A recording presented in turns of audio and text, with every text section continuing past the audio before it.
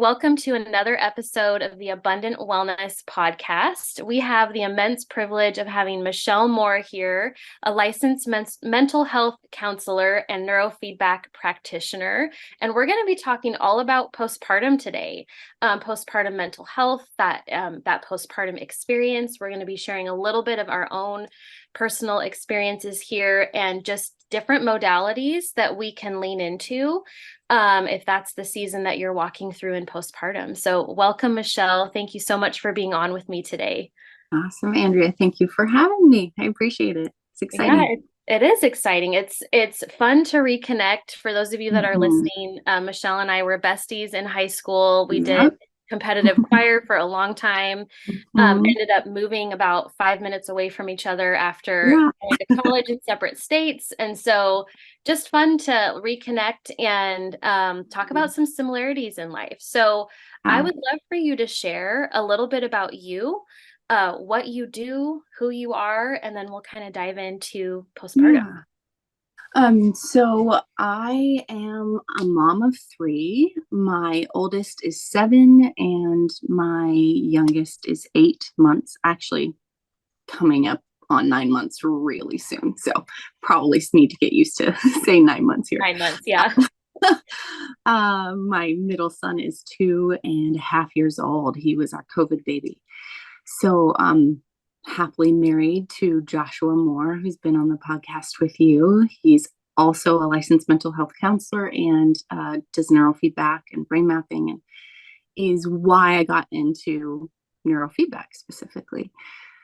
So that's a little bit about me. What else was it you asked?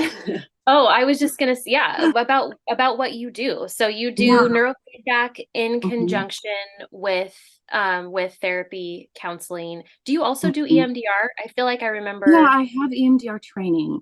It's Okay. something that I like to use, when I have someone who's coming to me for something biggish, Yeah. trauma that has Yeah. trauma in their story. And if we aren't able to get at it through neurofeedback or other things, and it still needs to be dealt with, and then we utilize that. And it can That's be amazing. extremely powerful. It's really awesome. Absolutely. No, you've Yeah. got a lot of tools in your belt. So I think that's amazing. And one of the things I never considered when I was going through postpartum, before it kind of occurred to me, like, what I'm experiencing postpartum is not just the physiologic changes of having a baby. It's not Mhm. just the new demands of motherhood, but also this collective experience of former experiences that I had not dealt with yet, right? Which Yeah. Mhm. is that, do you see that a lot in postpartum? Do you see that kind of like an awareness in the mother that maybe like there are things in her past that are now coming up because of Mm. postpartum and it's kind of fresh on the surface? Yeah, yeah, I do think so. We're, as I understand it, we're just more sensitive to emotional things during that time. So if we have undealt with trauma or just undealt with stuff in our story, those are just closer to the surface and a lot easier to access during that time. So if you struggle with depression before postpartum, you have a higher chance of struggling with postpartum depression. You struggle with anxiety before, you have a higher chance of struggling with anxiety after having a baby. And yeah, any other category of mental health as well. So yeah, if we have stuff in our story, we're more likely to have it kind of show up in our face during the postpartum period. Absolutely. Yeah. And I know that was the case for me for sure. I was like, wow, I am super caught off guard. I don't know why I was caught off guard. Now I look back and I'm like, well, that all makes total sense that Right. that would have Mm-hmm. been the straw that broke the camel's back, like from a proverbial sense. Mm-hmm. But at the same time, it can still be shocking, even if you're Yeah. prepared for it. Yeah. Like Yeah. I was totally prepared for, like, my husband and I had a game plan with my second. We knew the rodeo. We had some really good discussions about for him to observe in me, like if I wasn't Mhm. fully aware of how I was actually Right. doing. And I had Right. no postpartum issues with my second. So we were like fully prepared, and I had a totally different experience, which I'm very thankful for. Yeah.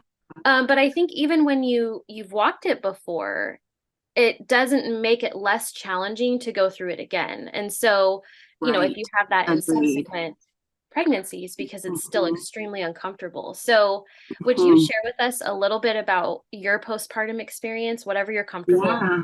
on this Yeah. platform sharing? Sure. So, like I said, I have three kiddos. After my daughter, Delia, I was I experienced some depression and some anxiety. It wasn't at an extreme level, at least as I remember it now. Wasn't at an extreme level where I felt like I needed to seek out support or help. Maybe some of that was also my ignorance of the fact that I could find help. I was a licensed mental health therapist and neurofeedback practitioner at the time. Yeah.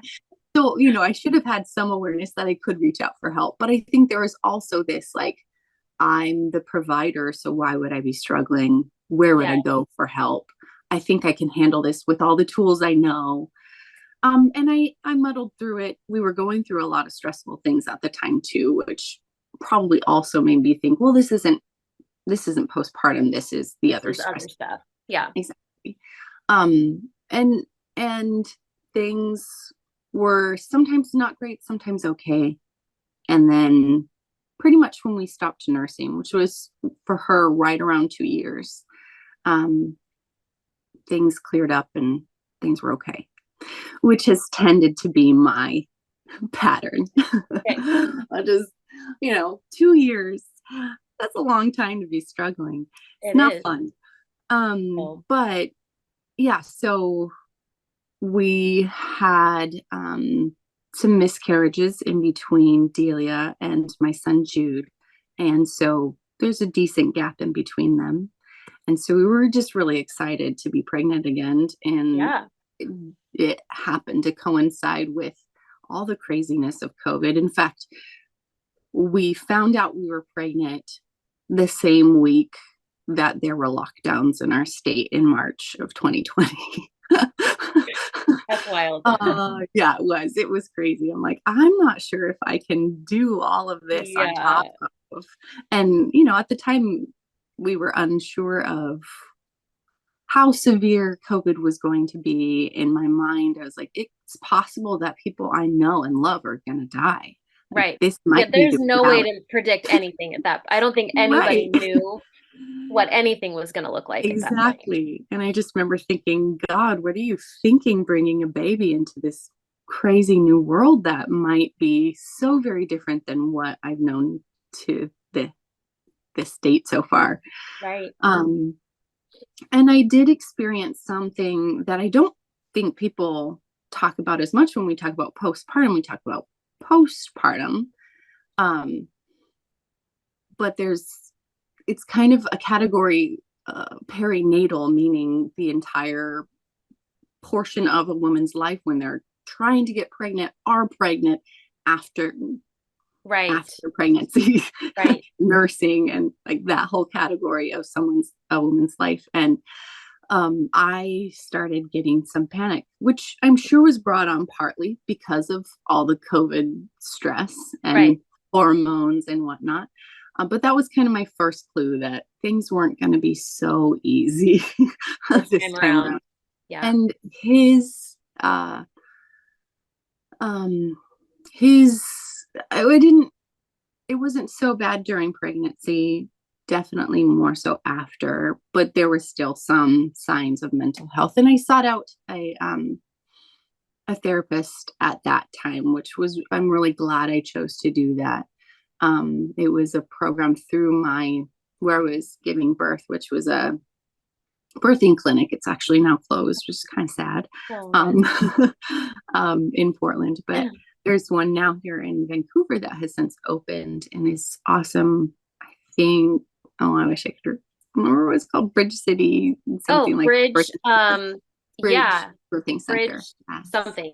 Well, I can Mhm. find it and link it in the comments, but I Yeah. know what you're talking about. Yeah. But they provided mental health services. And so I was like, you Wow. know what? If I'm struggling at all, I want to, just like you were saying, have a game plan, try and set myself up for success. Um, and so that was a really glad I chose to do that. Right. But yeah, afterwards was really hard. And what was really hard about it for me was some days I was fine. I Hmm. felt like myself. I felt normal. Hmm. And nothing seemed really to be triggering anything. So I Hmm. couldn't predict when I would not have a good day, when it Right. would be an off day. For me, mostly I struggled with postpartum anxiety during this uh, postpartum period. Yeah.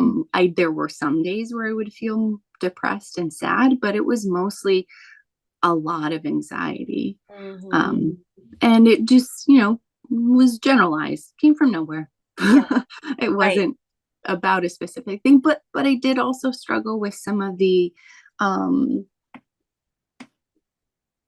racing thoughts and what are those called? My brain is Intrusive thoughts. intrusive thoughts. Yeah. Exactly. Intrusive thoughts that were like, what if my husband dies?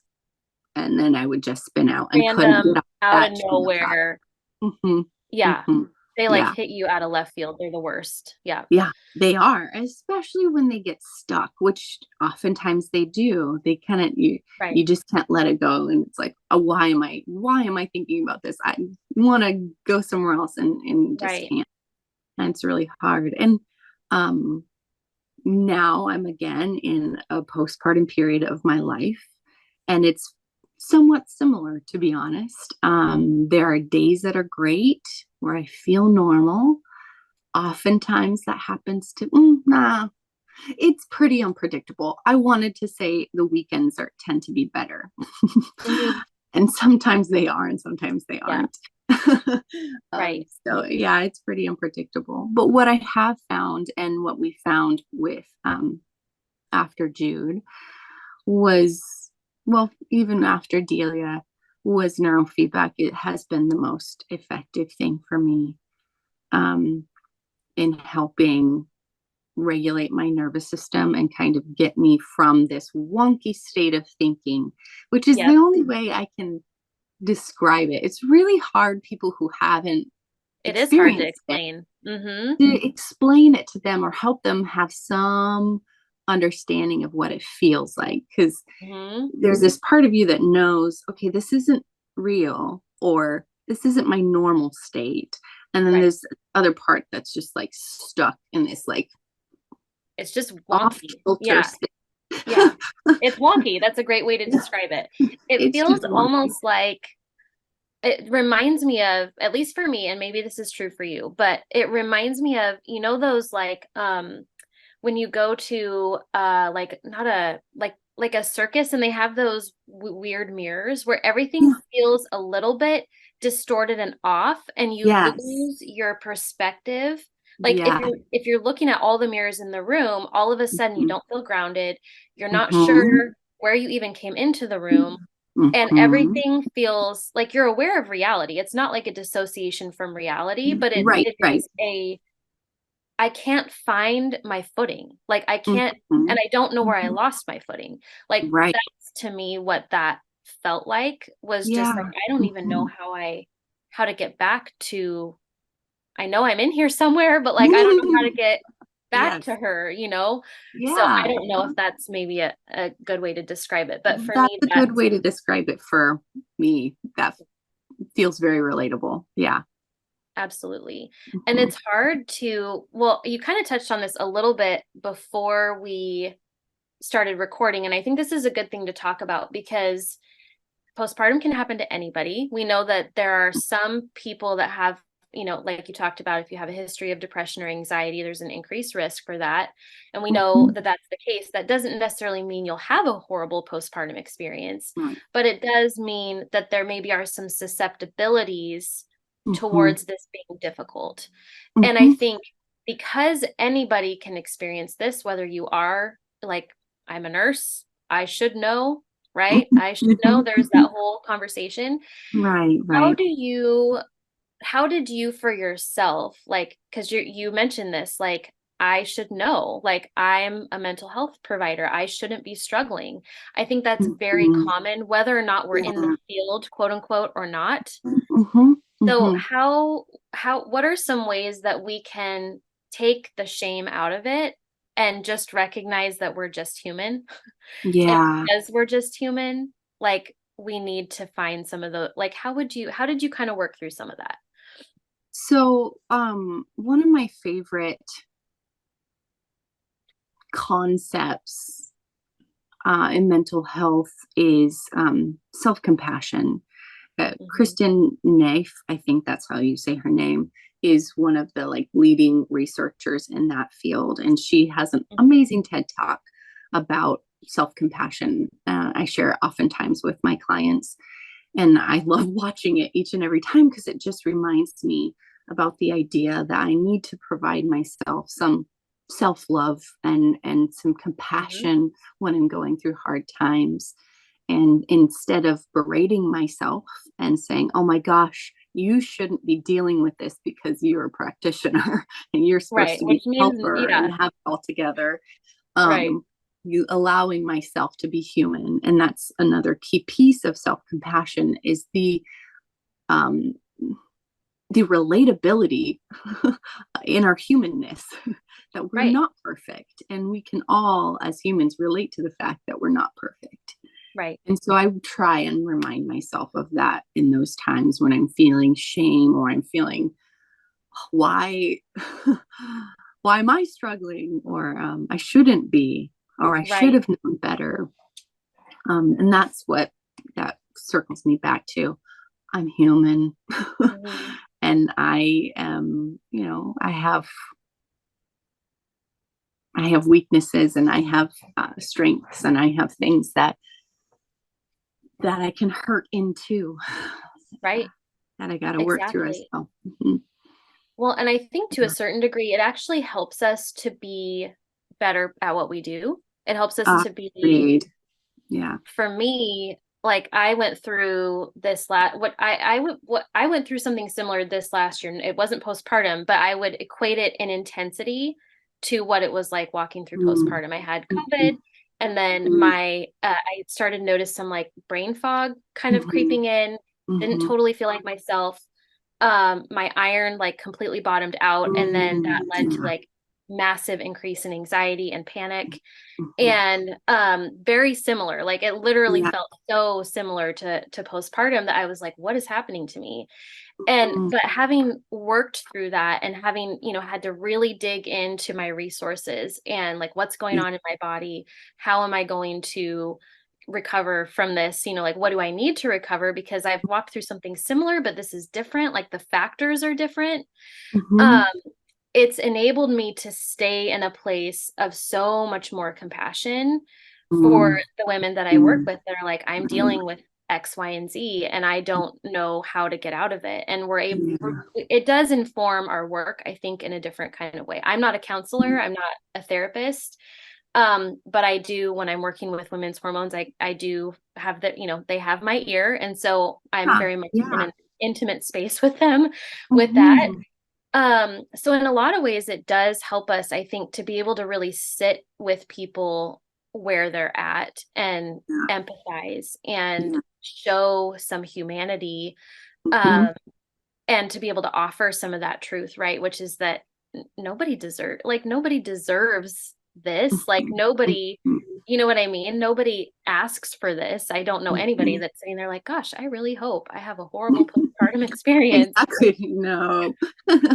But at the same time, I think as when you're in that place as a practitioner, there is kind of another layer of vulnerability because you want to be able to go and work with somebody that maybe isn't going to view you as a practitioner, is just going to view you as Michelle, right? Mm-hmm. Mm-hmm. Or in my case, Andrea. Like I just needed Mm-hmm. somebody to not look at me through the lens of all of my credentials and all of the things I do well, and just be able to look at me through, this is how she's presenting right now, and how are we Mm-hmm. going to help her develop new resilience, right?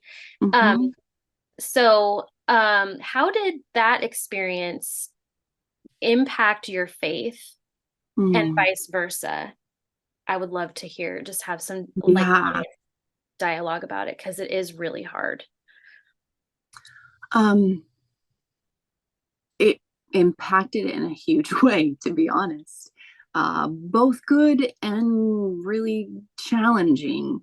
But I think because it was challenging, that's why it ended up being a good, positive thing. Um, I Some of my intrusive thoughts with both Jude's postpartum, my second, and then Ezra, my current baby, have been around faith related things. What Mm. if what I believe isn't real? What if Oh, what if my reality is not is it? real? Yep. Is what I was kept popping up in my brain. And it was actually a very terrifying thought to Mm-hmm. believe, to consider, what if Jesus didn't come to earth? What if he didn't die on the cross? What if God Mm-hmm. isn't a loving God? What if he hates me? What if some of those kinds Yeah, of thoughts were really totally. coming up and um, challenging me and my faith. And also, like, how do I want to be a good parent in sharing my faith with my kids? How do I raise my children Right. in a godly home, hoping that they come to know the God that I know? Right. So yeah, there was a lot of difficulty there. And some of the things that I found really comforting, which I never thought, I've always struggled with reading. So Okay. that then has passed on to struggled reading the Bible. Mm-hmm. Out of all the spiritual disciplines, that's been the one that I'm like, I don't want to do Yeah. that. Like, I'll Yeah. sit through a sermon and my pastor can read a scripture to me. And I have a lot of scriptures memorized and I'll meditate on those. And Right. but to sit down and really dig into scripture, I did that in my undergrad for, Mm-hmm. like I said, I went to a Christian university and I had to do a lot of exegesis in my Bible classes. And so that was Right. great. But there have been large periods of my life where I didn't really dig into scripture a lot or read a Right. lot. So more recently, I realized, okay, I need to actually, I posted online. You might have even been someone who commented, I don't know, but I was going through one of these challenging periods and was just like, I need to dig into reading, but for me, it's always an audiobook. Yeah. I need to find some audiobooks that can help encourage my faith and keep me Mm. grounded in what reality is when it comes to scripture, when it comes to Yeah. faith. And so I made a post online just like, hey, what are some of the more profound books that you have read that really challenged but strengthened your faith? And a lot of people posted. Mm. Um, but I had a friend who posted, and I don't remember exactly what he said, but it was something short and simple to the point of, it's always good to go back to the source. All these extra books are probably great, but the Bible is where you're going to get your strength and your faith. And I was very Yeah. convicted by that and almost a little angry. Sure. but Right. but just because I've had such a challenge with actually doing that, I'm like, Yeah. I don't have a way of doing that This is easily. hard. Yeah. This is hard. Exactly. And then I realized, what? It's, there's a lot of technology nowadays. And I know there are Bible apps. Several years ago, I had looked into Bible apps and I just didn't find one that clicked with me. But I'm like, I bet I could find one now that I would appreciate, that would fit my learning Right. style a lot better. So I looked and I searched and I found one that I really like. It's called Dwell. You do have to pay for it if that's something that you decide you want to. There's a free version, but it doesn't give Okay. you the entire Bible. Right. So I do. Um, and so I've been listening to the Bible through audio pretty much daily since then. Amazing. And it's been a huge source of comfort for me. Mm-hmm. and helping me see God's love through the scriptures and understanding more in depth different concepts just by being in the Bible. So that, yeah, that's one of the things. But also more recently, the book by Timothy Keller called Walking with God Through Pain and Suffering. Yeah. Ooh, that's a title. Yeah. Right? Well, when you're going through postpartum, and if you're dealing with any form of anxiety or any form of depression, man, those things really are pain and suffering. They are, absolutely. And some of the concepts in that book was really powerful, and just saying, pain is hard, suffering is so hard, and God is right there alongside us. Mm-hmm. And that, again, super,